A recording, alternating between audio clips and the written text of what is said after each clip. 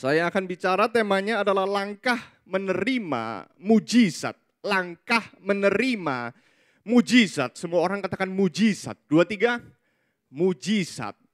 Nah, hari-hari ini kita hidup di zaman yang semakin susah. Dan ada banyak orang sedang merindukan, merindukan adanya mujizat dalam hidupnya.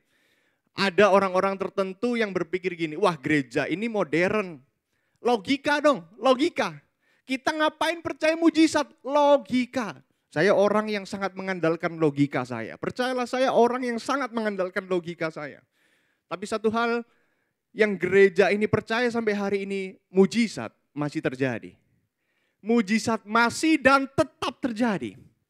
Meskipun banyak orang bilang mujizat nggak ada, mujizat tetap ada. Nah, oleh sebab itu hari ini kita akan belajar bagaimana langkah menerima mujizat. Yohanes 5, 1-9. Yohanes 5, 1-9.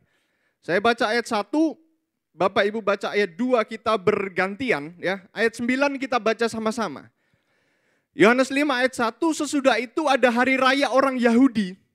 Dan Yesus berangkat ke Yerusalem. Ayat 2, 3. Di Yerusalem, dekat pintu gerbang domba, ada sebuah kolam yang dalam bahasa Ibrani disebut Bethesda. Ada 5 serambi.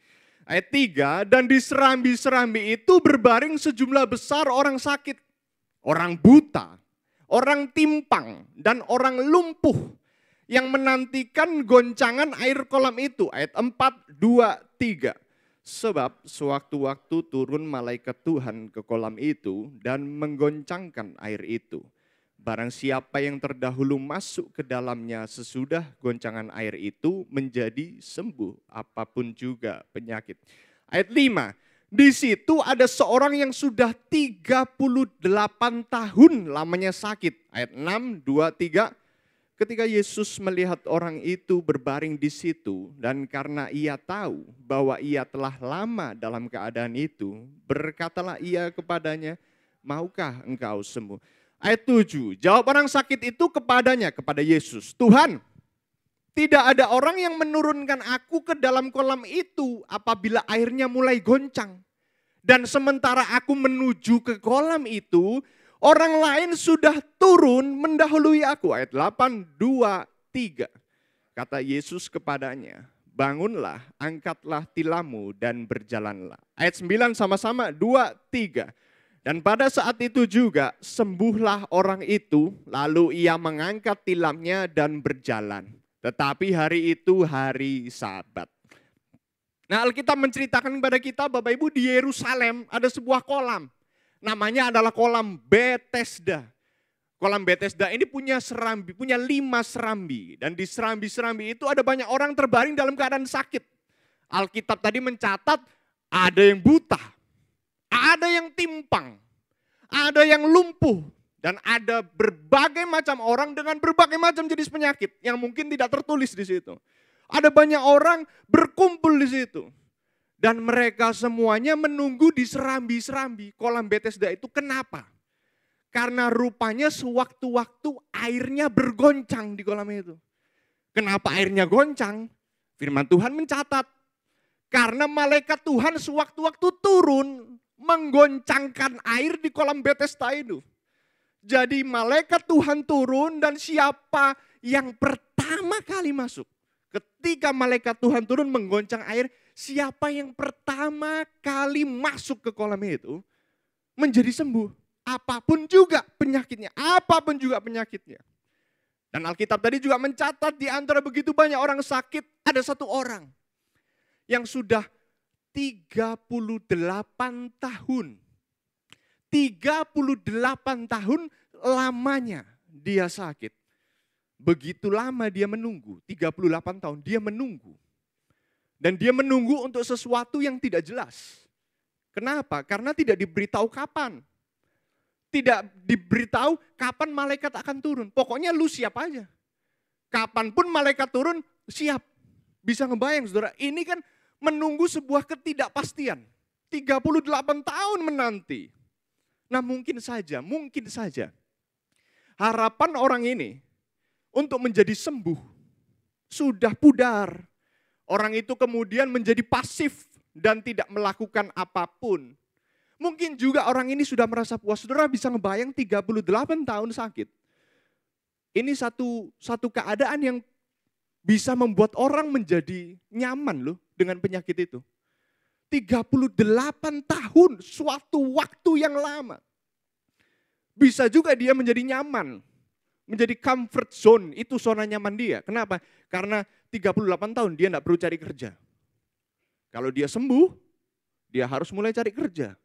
Dia harus mulai cari nafkah, yang selama ini dia tidak perlu cari kerja, dia tidak perlu cari nafkah. Kalau dia sembuh, maka dia harus berubah dari rutinitas yang dikerjakannya selama ini. Tapi kalau dia sakit dan memang sudah begitu lama dia sakit, ada orang-orang yang merasa, dan mungkin saya juga bisa memahami pikiran orang ini, mungkin begini aja lebih baik kayaknya. Mungkin tetap dalam kondisi sakit seperti ini lebih baik kayaknya. Karena saya tidak perlu direpotkan dengan ngurus keluarga, ngurus administrasi dan lain sebagainya. 38 tahun lamanya sakit. Orang ini berada di dalam keadaan yang sangat kritis di mana pengharapan akan kesembuhan itu menjadi pudar. 38 tahun itu bukan waktu yang singkat Bapak Ibu. Saya aja belum 38 tahun loh. Dan saya udah merasa hidup ini lumayan lama ya. Ini 38 tahun sakit. Sakitnya doang. Berarti usianya lebih tua dari itu. 38 tahun dia sakit. Nah ada banyak orang juga mungkin ketika sudah terlalu lama dalam keadaan yang sama menjadi nyaman. Ada orang yang gagal, sakit, kemudian bisa menjadi nyaman dengan penyakit itu. Mungkin lebih baik saya sakit. Mungkin memang udah kayak gini takdir saya. Mungkin memang sudah seperti ini yang Tuhan tentukan dalam hidup saya, menjadi nyaman. Ada banyak orang yang mungkin dalam titik mau menyerah karena udah mengharapkan mujizat tapi juga tidak kunjung tiba. Mujizat itu bisa terjadi dalam hubungan, relationship, bisa terjadi dalam pekerjaan, bisa terjadi dalam bisnis, bisa juga terjadi dalam masalah finansial. Itu perlu mujizat. Dan uniknya banyak orang itu merindukan mujizat, tapi tidak merindukan masalah, saudara. Itu yang saya bingung. Mujizat hanya bisa terjadi ketika ada masalah, betul tidak? Halo? Mujizat baru bisa terjadi kalau ada masalah yang di luar kemampuan kita. Yang kita udah mikir, kepala jadi kaki, kaki jadi kepala, banting tulang, udah meres keringet, semua diusahakan, nggak iso. Logika udah jalan semua. Keadaan ini begitu berat. Kita udah nggak sanggup lagi. Di situ mujizat bekerja, kan gitu. Nah banyak orang merindukan mujizat. Banyak orang merindukan perubahan dalam hidupnya. Tapi seringkali tidak banyak orang merindukan problem dalam hidupnya. Hari ini kita merindukan adanya mujizat. Yang merindukan katakan amin. Yang merindukan mujizat, kita akan belajar bagaimana caranya untuk menerima mujizat. Langkah menerima mujizat yang pertama adalah memiliki keinginan yang kuat untuk berubah. Keinginan yang kuat untuk berubah. Semua orang katakan berubah. 2, 3, berubah. Orang yang tidak punya keinginan untuk berubah, tidak akan pernah bisa terima mujizat dalam hidupnya. Tapi kalau orang punya keinginan yang cukup kuat untuk menerima mujizat, untuk berubah, itu langkah pertama untuk kita bisa terima mujizat. Itu sebabnya ketika Yesus berjumpa dengan pria yang 38 tahun lamanya sakit, apa yang diucapkan Yesus kepada orang ini? Ayat yang ke-6, Yohanes 5. Ketika Yesus melihat orang itu berbaring di situ, karena ia tahu, Yesus tahu, ia sudah lama dalam keadaan itu. Berkatalah Yesus kepadanya, maukah engkau sembuh? Masih ditanya sama Yesus, maukah engkau sembuh? Yesus pengen tahu apakah sesudah 38 tahun pria ini masih merindukan adanya mujizat. Masih merindukan adanya kesembuhan. Yesus tanya, apakah kamu benar-benar pengen sembuh? Apakah kamu benar-benar mau berubah? 38 tahun. Itu membuat orang seringkali menjadi, ya udah begini saja kelihatannya lebih baik. Begini saja kayaknya udah bagus nih. Sakit yang gini aja kayaknya udah baik. Saya menderita 38 tahun. Itu sebabnya kita belajar dari orang ini. Ketika ditanya sama Yesus, maukah engkau sembuh? 38 tahun, mau sembuh nggak? Kita tahu, meskipun orang ini tidak jawab secara langsung, orang ini berkata, Tuhan, aku mau sembuh. Tapi 38 tahun ini aku tidak bisa loh masuk ke dalam kolam itu ketika airnya pertama kali bergoncang. Setiap kali aku mau turun, orang lain udah mendahului aku, tapi aku pengen sembuh. Dia mengungkapkan keinginan yang besar untuk menerima kesembuhan. Masih ada keinginan dalam dirinya untuk berubah. Saudara baca semua kisah mujizat yang dibuat Yesus di Alkitab. Semua mujizat yang diperbuat Yesus selalu didasari oleh keinginan orang, keinginan seseorang untuk menerima kesembuhan, untuk menerima mujizat. Pria ini 38 tahun sakit, ditanya sama Yesus, lu mau sembuh gak? Maukah engkau sembuh? Ada lagi wanita yang sakit pendarahan. Udah begitu lama dia sakit pendarahan. Sudah dihabiskan semua harta yang ada padanya. Tabib-tabib, dokter-dokter hebat dikunjungi dia, tidak bisa sembuhkan dia. Tapi ketika dia dengar kabar tentang Yesus, dia katakan satu kalimat yang luar biasa. Asal ku jamah jubahnya, aku sembuh. Keinginan yang kuat untuk mengalami perubahan. Sama seperti pria yang 38 tahun ini. Dia tidak tahu caranya gimana. Dia tidak tahu gimana caranya gue bisa terima kesembuhan. Dia tidak tahu. Dia nggak tahu gimana caranya terima mujizat. Tapi dia mau berubah. Dia mau mengalami perubahan. Meskipun sakitnya sudah terlalu lama. Udah sangat lama. Dia katakan, aku mau berubah. Aku mau terima mujizat. Aku mau terima perubahan. Untuk bertumbuh dan mengalami mujizat. Yang pertama kali diperlukan adalah keinginan yang kuat. Untuk berubah. Untuk mengalami mujizat terjadi dalam hidup kita. Setelah kita memiliki keinginan yang kuat untuk berubah, apa langkah yang kedua? Selanjutnya tentu saja harus ada tindakan, harus ada usaha. Tidak berhenti semangat, tidak berhenti hanya pada semangat dan keinginan. Yang kedua, langkah menerima mujizat adalah ada kerjasama antara kita dan kuasa Tuhan. Dan ini yang terjadi, orang 38 tahun ini sakit, ada usaha, lalu ada kuasa Tuhan, ayat yang ke-7 dan 8. Jawab orang sakit itu kepadanya, kepada Yesus. Tuhan, tidak ada orang yang menurunkan aku ke dalam kolam itu apabila airnya mulai goncang.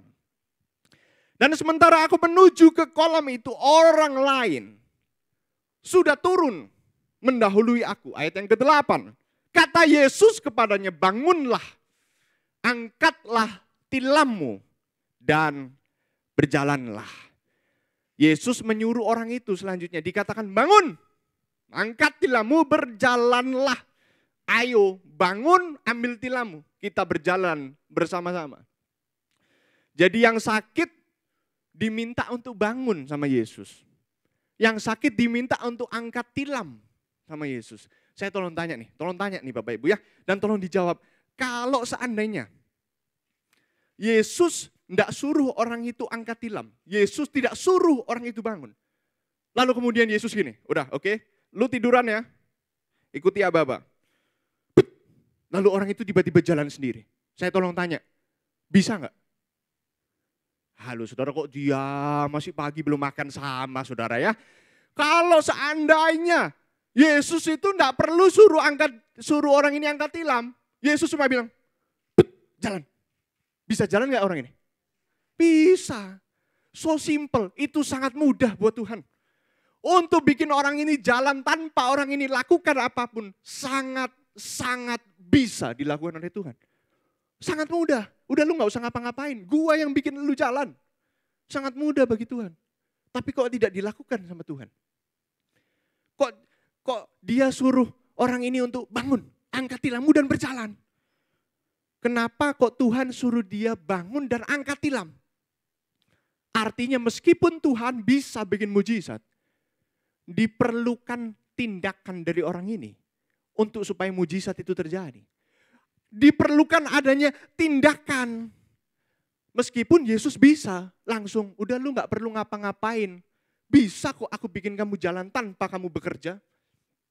Tapi cara kerja Tuhan memang tidak seperti itu. Orang itu mau bangun, mau angkat tilam dan orang itu mau berjalan. Ternyata mujizat itu terjadi ketika ada tindakan dari kita.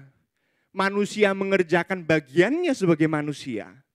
Tuhan mengerjakan bagiannya sebagai Tuhan. Baru mujizat bisa terjadi. Bukan kuasa Tuhan tok. Mujizat Tuhan itu tidak terjadi karena Tuhan tok. Ternyata perlu adanya kerjasama. Banyak orang sakit, apalagi orang Pentakosta karismatik kayak kita ini. Tidak mau ke dokter, saudara. Alasannya selalu simpel.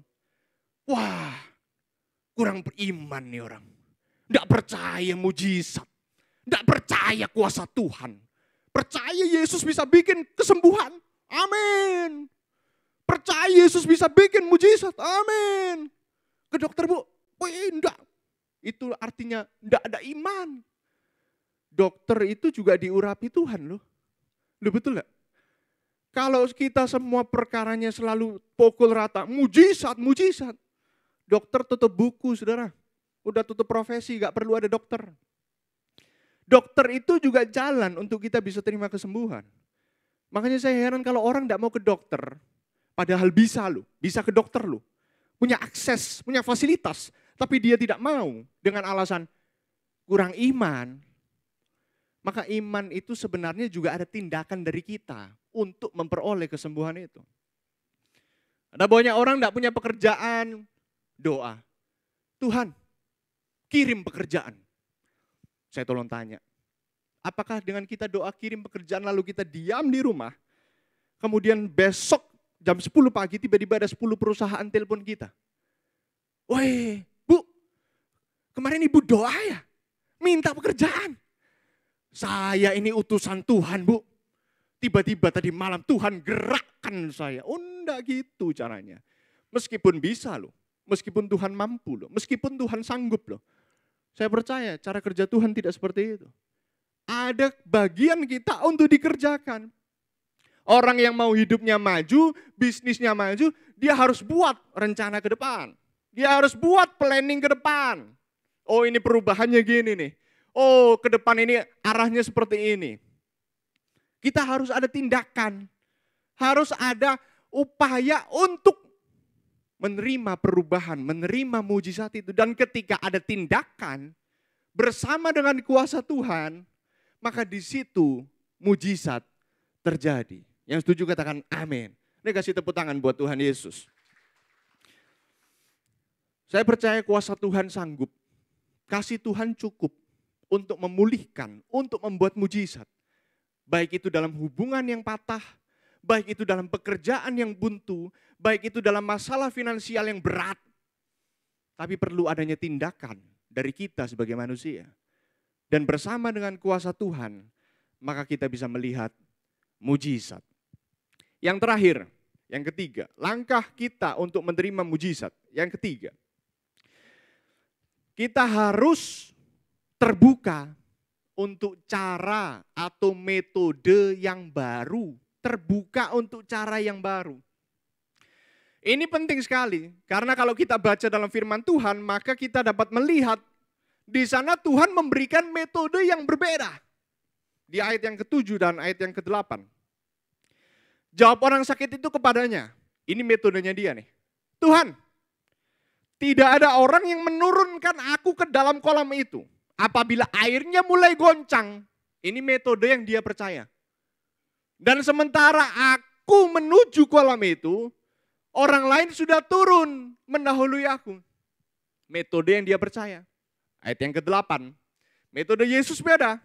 Kata Yesus kepadanya, bangunlah, angkatlah tilammu dan berjalan. Orang ini Bapak Ibu 38 tahun. 38 tahun orang ini. Mempercayai sebuah metode kesembuhan. Mempercayai sebuah cara, satu-satunya cara untuk sembuh. Yaitu ketika malaikat turun, menggoncang kolam itu, dia masuk. Itu yang dia percaya. 38 tahun dia mempercayai satu metode. Untuk sembuh, cara satu-satunya adalah dia masuk ke kolam ketika airnya mulai goncang. Dan 38 tahun dia gagal menjalankan metode itu. Cara itu yang dia percaya, dia gagal melakukan. Ya jelas saja. Daripada dia, lebih gampang orang yang encok, panuan, batuk, pilek untuk masuk. Bener lah. Lebih cepat orang itu masuk daripada dia. Daripada orang ini, lebih cepat orang lain yang sakitnya lebih ringan untuk masuk ke kolam. Di kepalanya sudah terbentuk satu mindset, sudah terbentuk satu metode, sudah terbentuk satu sistem. Kalau aku mau sembuh, aku harus masuk ke kolam ketika malaikat Tuhan turun. Dan 38 tahun dia gagal melakukan metode itu. Hari itu Yesus datang menawarkan sebuah metode yang sangat berbeda dari apa yang selama ini dia bayangkan. Metode Yesus apa? Bangunlah, angkatlah tilammu, dan berjalanlah. Metode yang di luar pikiran dia, yang tidak pernah dia bayangkan, hari itu ditawarkan oleh Yesus kepadanya. Dan hari itu dia menerima tawaran itu, terbuka untuk cara yang baru, dan dia memperoleh kesembuhan. Ada banyak orang mempercayai sebuah metode. Oh, kalau saya mau terima jalan keluar, cara satu-satunya ini nih. Cara satu-satunya untuk terima mujizat adalah lewat ini. Orang ini 38 tahun. 38 tahun mempercayai metode untuk membuat dia sembuh. Ada banyak dari kita sama mungkin. Mempercayai sebuah metode untuk terima sesuatu dari Tuhan. Dan banyak dari kita mendikte Tuhan. Tuhan, gua lagi perlu duit. Ya. Tuhan, saya lagi perlu duit. Kalau Tuhan yang lalu pernah tolong saya dengan cara gimana? Caranya tiba-tiba, besoknya, Tuhan kirim. Ada orang datang di depan rumah, kirim makanan atau kirim apa. Itu metode yang dulu. Maka kemudian dia mempercayai metode itu. Oh Tuhan, sama nih, hari ini lagi. Hari ini gue juga perlu duit lagi nih. Tuhan tolong besok kirimkan orang lain untuk bawa makanan, untuk bawa duit ke rumah saya. Metode yang lama, dia dikte Tuhan suruh pakai cara yang sama. Loh, Tuhan itu punya 1001 cara untuk menolong kita. Halo, Tuhan itu punya begitu banyak cara untuk menolong kita. Dan kita seringkali terjebak dengan metode yang sama. Yang membuat kita dibatasi oleh pikiran kita sendiri. Mujizat Tuhan itu bisa terjadi dengan berbagai macam cara. Nah, kenapa ini penting? Karena ke depan itu ada begitu banyak cara, saudara. Ada begitu banyak metode yang jauh di luar pikiran kita untuk kita bisa terima mujizat. Kita ini hidup di zamannya AI, Artificial Intelligence. Itu zaman yang berbeda dari zaman yang lalu. Dari zaman orang tua saya, zaman kakek saya, beda semua caranya. Maka diperlukan metode yang berbeda, terbuka untuk cara yang berbeda. Orang yang menggunakan AI itu akan mengalahkan orang yang tidak mau berubah, yang tidak mau menggunakan AI. Itu yang disampaikan oleh presiden sekalipun sama ngomongnya. AI tidak akan gantikan manusia. Manusia dengan AI akan menggantikan manusia tanpa AI, gitu loh. Manusia yang mampu beradaptasi dengan cara yang berbeda, maka dia yang akan keluar sebagai orang-orang yang menang. Nah, hari ini kita belajar bagaimana caranya supaya kita terima mujizat. Kita mau terbuka dengan cara yang baru. Cara sembuh tidak selalu dengan cara yang sama. Cara bisnis berkembang tidak selalu dengan cara yang sama. Ada banyak metode yang berbeda. Ada banyak cara yang berbeda yang seringkali Tuhan tawarkan. Dan apakah kita mau menerima penawaran itu? Orang ini 38 tahun. Mempercayai metode dalam pikirannya. Kalau gua mau sembuh, kalau aku mau terima kesembuhan, caranya harus satu ini. Masuk ke kolam. Cara Yesus berbeda dengan cara yang dia percayai. Metode yang ditawarkan Yesus berbeda dengan metode yang dia percayai. Metode yang ditawarkan Yesus so simple. Bangun, angkat tilam, berjalan. Dan mujizat terjadi. Hari ini kalau kita mau terima mujizat, terbukalah dengan cara yang baru. Tuhan punya sesuatu yang jauh lebih besar di depan kita. Tapi apakah kita mau terima cara yang baru, cara yang berbeda? Hari ini kita belajar bagaimana terima mujizat dari Tuhan. Punya keinginan yang kuat untuk berubah. Setelah itu harus ada tindakan. Kerjasama kita dengan kuasa Tuhan. Tuhan kerjakan bagiannya, kita kerjakan bagian kita. Dan mujizat terjadi. Dan yang terakhir, kita terbuka untuk cara, untuk metode yang baru. Yang setuju, katakan amin. Kasih tepuk tangan buat Tuhan yang ada di sini.